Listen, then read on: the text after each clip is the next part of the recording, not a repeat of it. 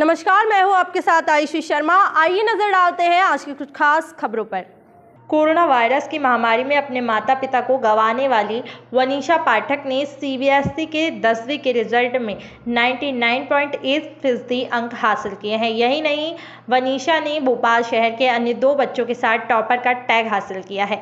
जबकि कोरोना से माता पिता की मौत के बाद जुझारू वनीशा ने एक कविता में लिखा था, मैं एक मजबूत लड़की बनूंगी डैडी तुम्हारे बिना। यकीनन उसकी आंखों में आंसू के स्थान पर दृढ़ इरादे थे। जबकि सीबीएसई के रिजल्ट में उसकी पोजीशन इस बात को पक्का कर रही है। कार्मेल कॉन्वेंट की 16 वर्षीय छात्रा वनीशा उस समय सदमे और पीड़ा से जूझ रही थी जब उसके सहपाठी परीक्षा की तैयारियां कर रहे थे।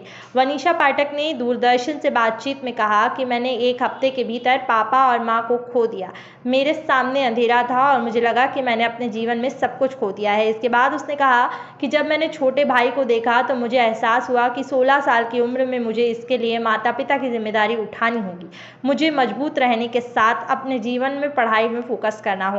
पिता का कहना था कि सपना वनीशा ने कहा कि मेरे पिता चाहते थे मैं आईआईटी या फिर यूपीएससी क्रैक करके देश की सेवा करूं। अब पापा का सपना ही मेरा सपना है। बता दें कि वनीशा ने 10वीं में इंग्लिश, संस्कृत, साइंस और सोशल साइंस में परफेक्ट 100 का स्कोर किया है तो मैथ्स में 97% अंक हासिल किए हैं। वहीं 16 साल की जुझारू लड़की के पिता जितेंद्र कुमार एक कंपनी में फाइनेंशियल एडवाइजर थे, जबकि मां डॉक्टर सीमा पाठक पेशे से सरकारी स्कूल की टीचर थी। वो फिर लौट कर नहीं आए। वनीशा ने कहा कि उसने अपने माता पिता को आखिरी बार अस्पताल जाते हुए देखा। उस वक्त उन्होंने कहा था कि जल्द ही मिलेंगे, लेकिन वो कभी नहीं आए।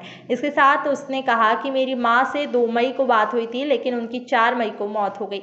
जबकि पापा से 10 मई को बात हुई थी और वह 15 मई को हमें छोड़कर चले गए। इसके बाद मेरे रिश्तेदारों ने बताया कि दोनों की कोरोना की वजह से मौत हो चुकी है। यही नहीं, मैं अपनी माँ का चेहरा भी अंतिम बार देख नहीं सकी। इसके साथ वनीशा ने कहा है कि उन्हें अपने चाचा विवान ने इस मुसीबत में साथ दिया, लेकिन उसने कभी हिम्मत नहीं हारी, जबकि छोटे भाई की वजह से उसे बहुत प्रेरणा मिली है। हालांकि इस वक्त वनीशा और उसका छोटा भाई भोपाल के सरकारी एमबीएम कॉलेज के प्रोफेसर डॉक्टर अशोक कुमार के साथ रह रहे हैं। वहीं वनीशा का मकसद अपने माता पिता के सपने को पूरा करना है। बता दें कि इस बार central board of secondary education CBSE की 10वीं की परीक्षा में देश भर के करीब 21 लाख छात्र शामिल हुए हैं। इसमें 99.4% सफल भी रहे हैं, जबकि इस बार मध्य प्रदेश के छात्रों का सफल प्रतिशत 99.47 रहा है। मध्य प्रदेश में से 10वीं में 1 लाख से ज़्यादा छात्र शामिल हुए थे। आपका शुभ नाम बताएं, कौन सी क्लास से हैं आप, कहाँ किस स्कूल पढ़ते हैं? मेरा शुभ नाम वनीशा पाठक। मैं क्लास 10th में थी और मैं Carmel convent senior secondary school BHEL Bhopal से पढ़ी हूँ। सीबीएसई में आपकी रैंक क्या रही है, कितनी खुश नजर आ रही है आप? सीबीएसई 10 बोर्ड रिजल्ट्स में भोपाल सिटी टॉपर रही मैं और मेरे 99.8% बने। रिज़ल्ट के बाद सब लोग बहुत खुश थे, बहुत प्राउड मोमेंट था सबके लिए। और एक मिक्स्ड फीलिंग्स थी क्योंकि मम्मा पापा नहीं थे अब इस मोमेंट को शेयर करने के लिए। बाकी ओवरऑल मेरी टीचर्स, रिलेटिव्स, मेरा छोटा भाई, सब लोग बहुत खुश हुए। किस तरह की प्रिपरेशन रही है आपकी, क्या परिस्थिति में? मम्मा पापा दोनों हॉस्पिटलाइज थे तो क्या हो गया? कोविड हो गया था दोनों को। तो कोविड में 1 दिन के अंतराल में ही मम्मा और पापा दोनों एडमिट हो गए थे हॉस्पिटल में। उसके बाद फिर मेरे ऊपर मेरे छोटे भाई की जिम्मेदारी थी, पढ़ने का भी थोड़ा सा फोकस था। फिर मेरी फैमिली से दोनों तरफ से बहुत सारा सपोर्ट मिला, उसके कारण मैं अपनी स्टडीज़ पे भी फोकस कर पाई और परिस्थितियों से भी जूझ पाई। किस तरह की चैलेंजिंग रही है और आपकी?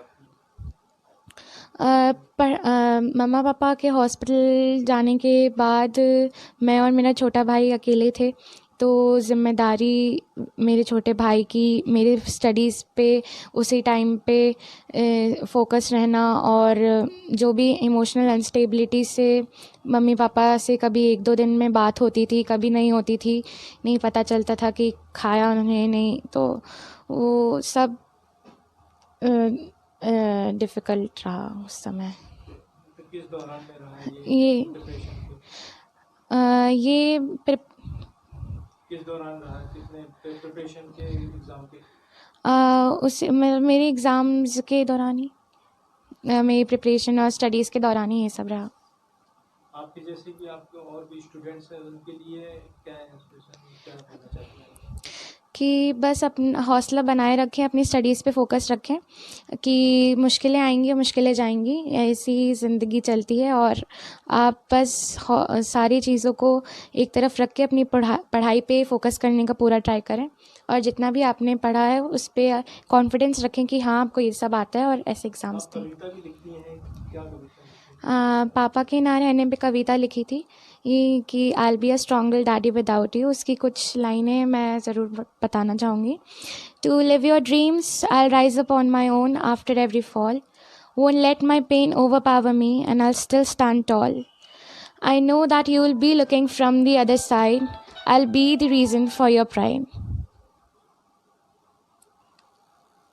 जब मम्मी